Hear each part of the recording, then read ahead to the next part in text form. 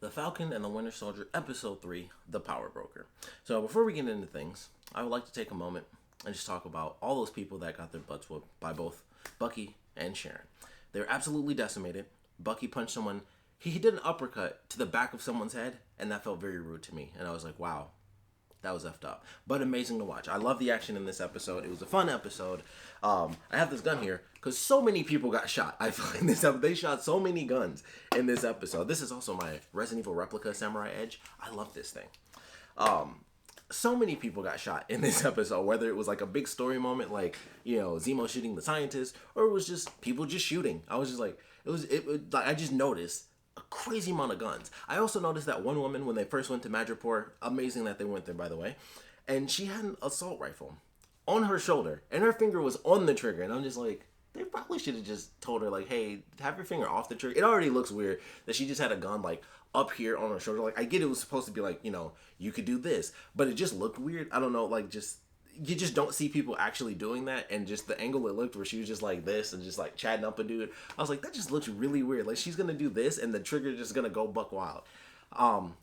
So that just really caught my attention. I was like, her finger was like literally on the trigger, and I'm not like a giant gun dude or anything like that, but that's always the thing. Like, you don't have your finger on the trigger, and that's just the most minute thing. And that's something that you notice. Plus, like I said, it was just awkward because it's like she just had a really big gun and it was on her shoulder. It was just like holding it like, it's Tuesday now.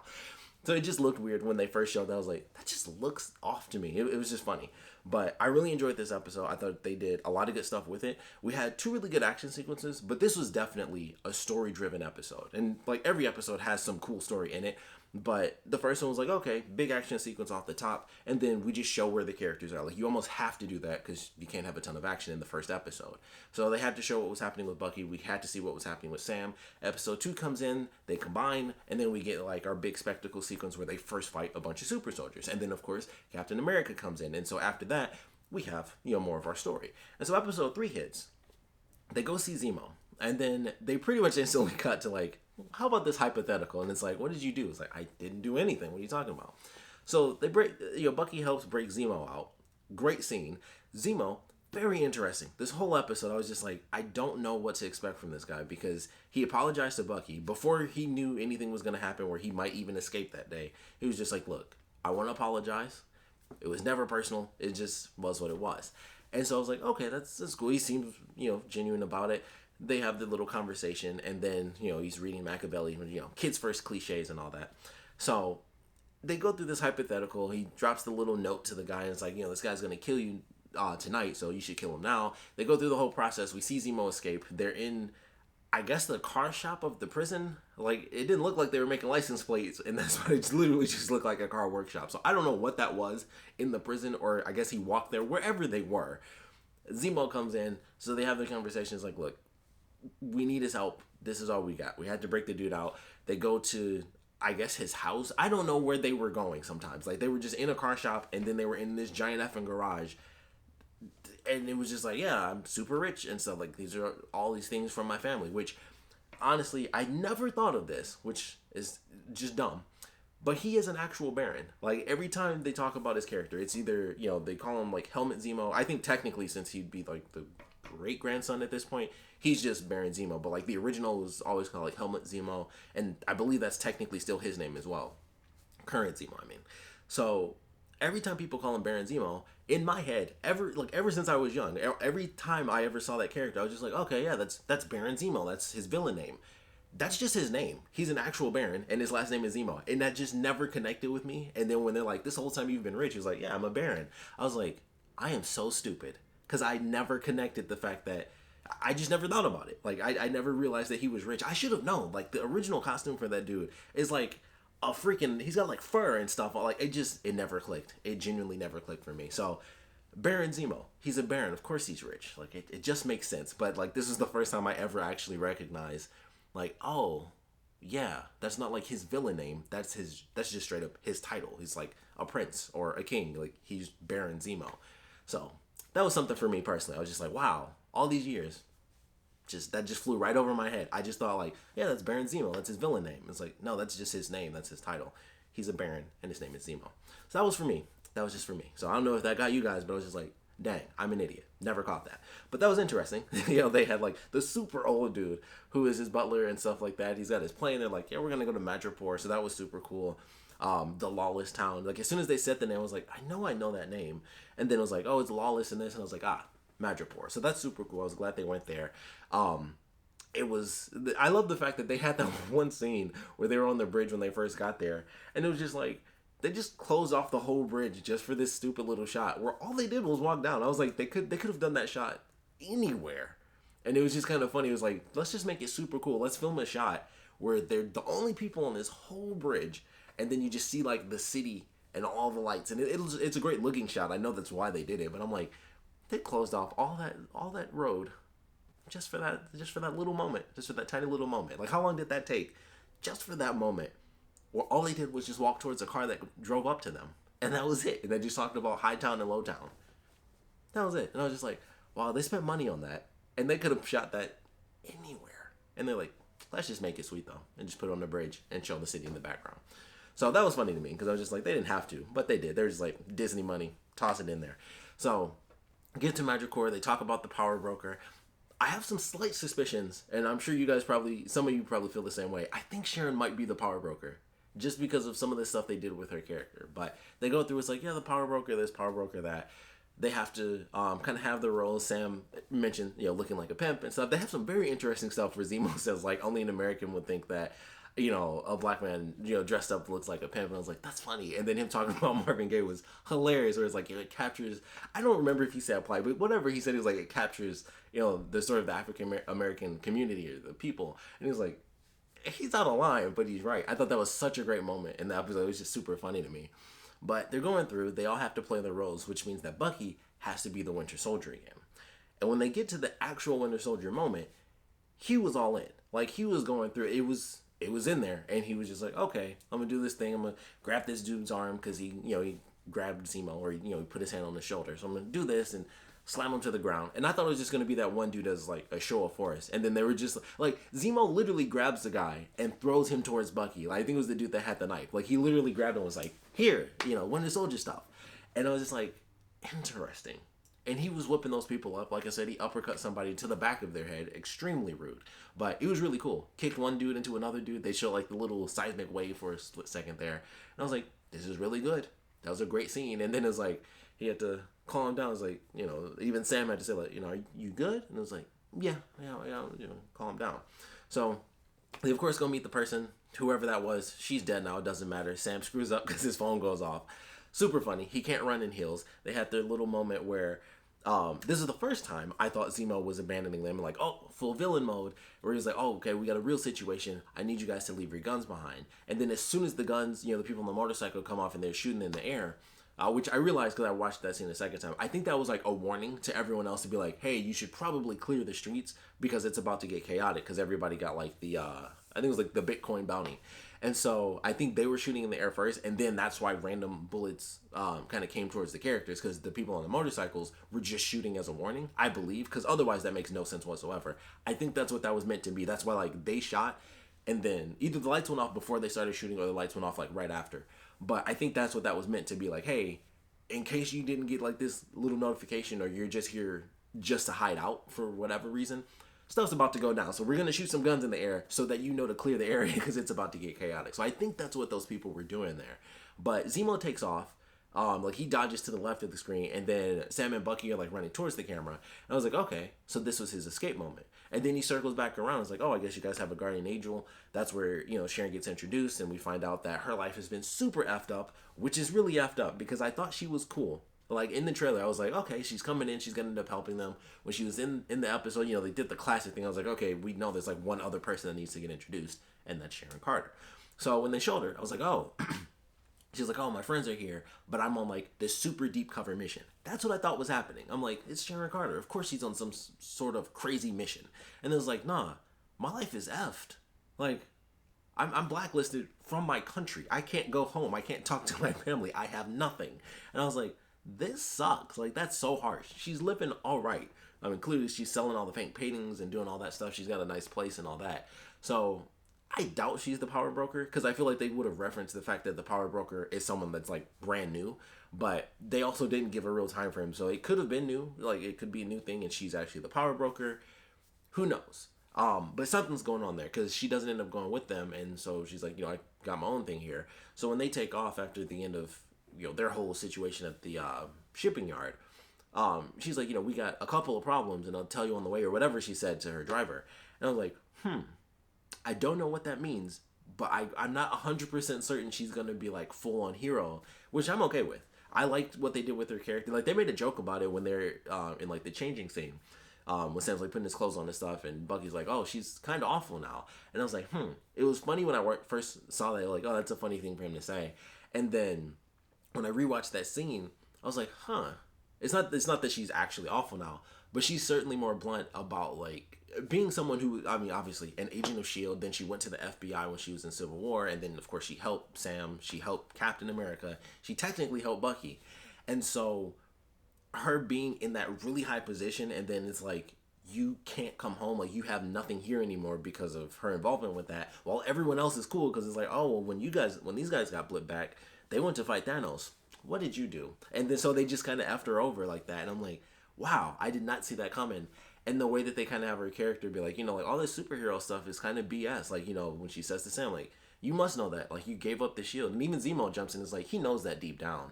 And I was like, that's really interesting. So it just makes me wonder what they're going to do when, I mean, let's face it, it's not a spoiler. Sam's going to be Captain America. Like, we know that, right? They kind of reference Bucky being like, if you destroy the shield, I'm not going to let you, or if you try to, I'm not going to let you do that. I'll do it myself. And I was like, oh, that's a good reference to, the comic books, because they've both been Captain America at one point. But I'm like, Sam's going to be Cap. So I don't know if that's really going to come back into play where they discuss it further. I'm sure they will because, we're at the halfway point.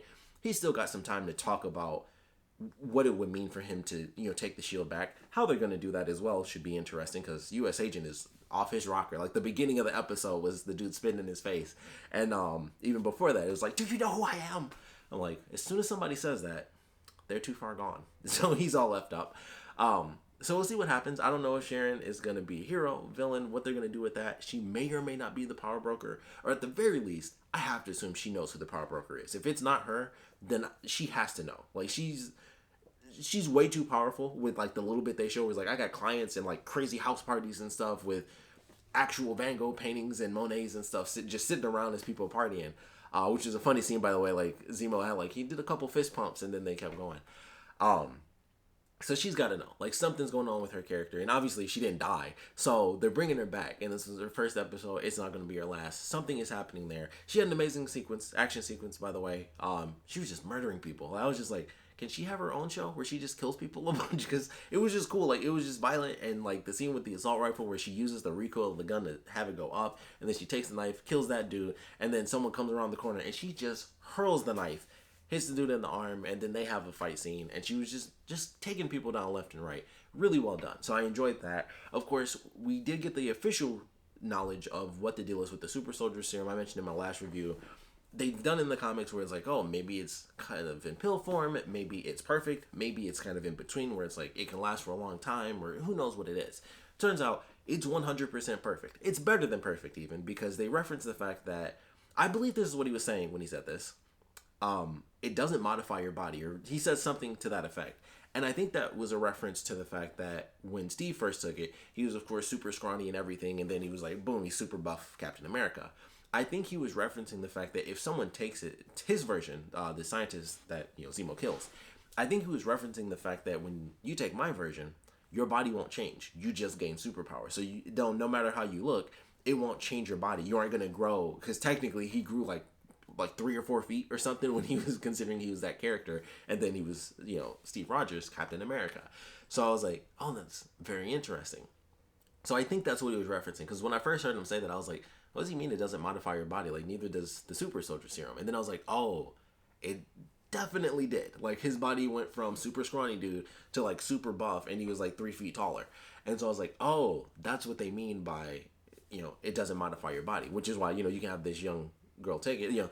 I don't know how old that woman actually is, but she always, like, she was in Solo and she seems super young there, and they make her seem super young here, but she's probably like in her mid-20s, like everybody always is. But it's like, oh, you have this young girl, and if she took it, she gained like 3 feet and like 8 feet of mass. And so I was like, okay, that's a good way to reference it, because I don't think anybody really would have thought that, but I was like, oh, I guess that makes sense. It doesn't technically modify your body. It doesn't make you buff or anything. It's just like, poof, you got super strength now, and that's it. So I thought that was cool. They, of course, reference Isaiah, where him having been experimented on for all those years, that actually led to the super soldier serum being fully recreated. So I thought that was interesting. They give them, or he gives them, a little bit extra information. Zemo does this cool villain thing where he's like, oh, I'm going to be quiet. I'm going to walk around. I'm going to put my hand on the tables. Oh, found this gun. Boom, kills that guy. The whole lab blows up from another random hitman. Then this was part 2 of where I thought Zemo was taking off and going full villain mode. They have the explosion after he killed the guy. I was like, okay, so he's got his information. He's going to take off and try to beat them to the punch. And I was like, oh, full Zemo villain mode. But that's not what happened. They go through their scene. They have their argument where it was like, I was the first person out. Like, you follow my lead. And, so, they just had their moment. More guns being shot off. And then Zemo comes in, or the stunt actor for Zemo. That's why they had the mask. I was like, oh, okay, they showed the mask early on. I figured he'd wear it in a different episode when he went full villain mode. But he puts on the mask, drops down, he does some kicks, shoots some people, and then he takes them out. And they're like, all right, let's get out of here. And then he rolls around in one of the coolest cars ever, which I was just like, the bounty hunters were just like, let's do this in style, which I guess, why not? I mean, it's a sweet car. I wish they showed it longer even. But I was just like, he's like, supercharged. And I was like, all right, it's a cool car. I'll let it slide. It was just a sweet car. It just seemed super random and out of nowhere to have this super badass car. But it was really cool. And so they take off. They reference Civil War, which was fantastic. It was like, you're not going to move your seat up, are you? And it's like, no, I don't think I will. That would have been super funny if he said that. So they have that little reference there, and they take off. And so Sharon has her scene. So I believe Sam called the one dude, whose name I totally can't remember right now. And I think he was looking up the young girl and was like, okay, well, she's actually dead. I believe that was her name. I honestly can't remember, because I think when the scientist told her, I think it was her. So I was like, oh, well, she's dead. So we lost that lead, and they'll figure out that that's not really the case. But I like what they did with her character too. They storm the embassy. They take all the food. It's like, you guys had 6 months worth of food just sitting here doing nothing. We're fighting for our lives. We're trying to do something good. And so that was them kind of keeping it in that gray area for her, because it's like, oh, well, they're, people trying to do good things in bad ways. And so it was like, oh, it's still gray area. They were all beat up, and it was like, look, we're just taking the food. We're fighting for our lives. And then they leave. And then the whole place blows up. And even the guy next to her was like, there were still people in there. And it's like, all these monsters know is this kind of talk where, you have to kill people. And it was like, oh, okay. So went from gray area to full on villain mode, where it's like, wow, even the guy next to her was like, that's not cool. So I was like, all right, they're just making it easier for us to see her as a full on villain, which I don't mind, because not everyone can just be in a gray area this whole time. Like, she's going to be bad. I assume that in some way, shape, or form, U.S. agent is going to get bad. He's already off the deep end. He's going to get the super soldier serum, and he's going to take it. Like, for sure, that dude is going to get the chance to take it. Like, somehow he's going to get a lead, or something's going to happen where him and his buddy are going to get there before Sam and Bucky do. And he's going to take that super soldier serum. He's going to find like a vial, because they have the last of it. So he's going to find a way to get some, and he's going to take it for sure. That's like if that doesn't happen, I'm actually going to be really shocked. I'm going to be like, wow, that's a real twist. So he's off the deep end. They're about to do something that's slightly off the books, because it's like, of course they broke Zemo out. Like, that's exactly what I think they did, but they do have to prove it. So we'll see that come up in the next episode, I'm sure. Who knows what's going to happen with Sharon Carter. I'm still a little bit confused by Zemo. I'm kind of waiting for the other shoe to drop, but he had 2 moments where I thought he was leaving to go full villain Zemo mode, and then he came back, and I was just like, I don't understand. He's confusing me, and he's too smart. He's just like he was in Civil War. I'm like, I don't know if he's here to help. Like, I know he wants super soldiers gone, but then I'm like at some point he's gonna realize, like, there's going to be one moment where he's like, okay, now I don't need Sam and Bucky. And I feel like that's when he's finally going to take off. But I'm like, there were 2 times where I was just like, he's leaving. He's always the one, like this whole episode, he was the one that led them to the next thing. But I think he knows he needs them for kind of the security and the protection aspect of it. So I'm just like, the other shoe's got to drop. Or he's just going to be okay. The whole thing is just going to be like, we keep thinking he's going to do it, and then he won't. So maybe they're just going to keep effing with this. I don't know. But by the time we get to the end of this episode, they do something very surprising. they introduce the Wakandan element. And so they bring back the actress who's actually from Civil War, even though I'm fairly certain, unless I'm mistaken, she is in no way, shape, or form actually in Black Panther, which I think is super weird. But I don't think she's in Black Panther, but she was definitely in Civil War. And then she comes back into this one. It's like, I'm here for Zemo. So that puts them in a sticky situation where they have somehow 3 more episodes left. So I have no idea how he's going to convince this woman not to kill him, not to kill Zemo. But somehow that might happen. Maybe it won't. Maybe it'll be like they get the extra information they need, and then it's like, oh, okay, just take him back to Wakanda, do whatever you please. I don't know. They might do it, they might not. But I wasn't expecting that. Like, he picked up that first beat, and I was like, hold on a second. I do believe I recognize that writing. And for a split second, I'll be honest, I was like, did they keep that a secret? Because honestly, for a second, I really was like, is Chadwick Boseman, did he actually have some roles in this and they just never said anything? That was not the case. It also wasn't Shuri. That was like the second thing I was expecting. But it was his bodyguard from Civil War. So I was like, okay, that's cool. Also, she wasn't in Black Panther, so it was kind of cool to see her come back. Because I'm like, oh, thank goodness, she didn't fully miss out. She actually was able to come back and kind of play a brand new role in the story of the MCU. So that was cool. But I like that ending because that was definitely a good way to end it, to be like, oh crap, I'm excited now because like I said, I don't know how he's going to convince her to not straight up murder Zemo. So maybe she'll join the crew. I don't know. Like, that's just super cool. It's potential. I don't know how they're going to play this, but I'm excited. Also, super random. They did something very different. And also, I noticed, I could be wrong, I think the end credits change every episode. Because in this one, they actually showed stuff from Madripoor.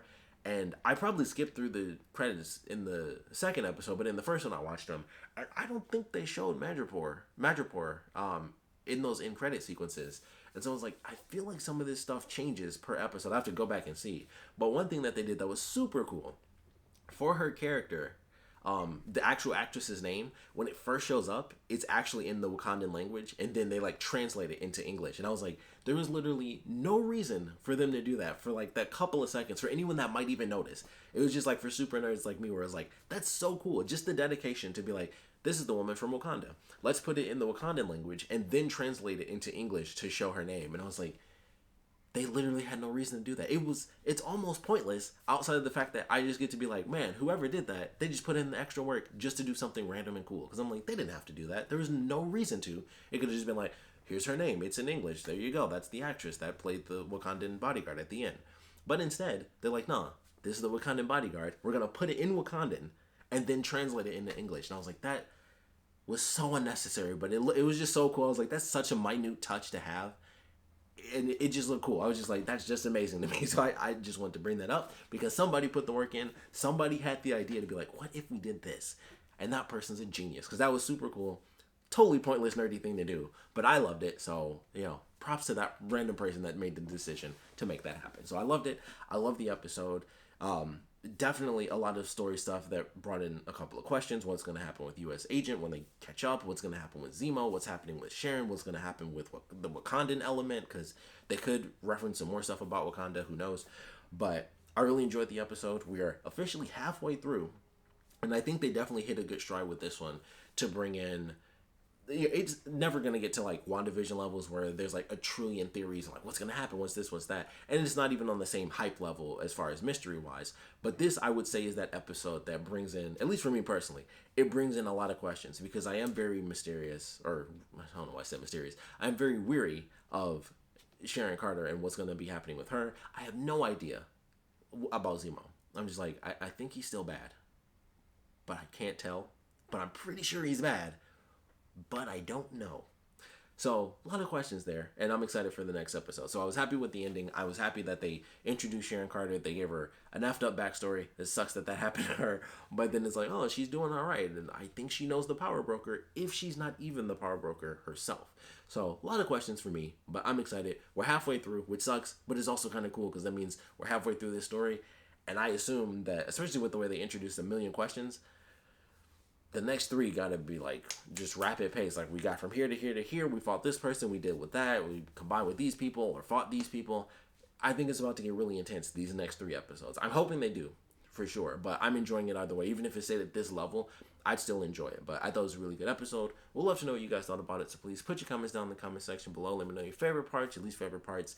And of course, what questions did you guys have by the end of this episode? What's going on with Zemo? What's going on with Sharon Carter? How the F is Bucky not going to have Zemo, kill? Like, how is he going to protect him from this woman for 3 freaking episodes? I'm very curious about that. Because there's a point where they go back to the farm when Sam has the shield and all that stuff. That could be later in the series, or like that could technically be at the end and they just showed it early. But somehow they get rid of Zemo, and I'm curious how that's about to play out. So we'll love to know your thoughts and theories on what's going to happen in these last 3 episodes, and of course what you guys thought about this episode in general. So please put your comments down in the comment section below, and of course thanks for watching.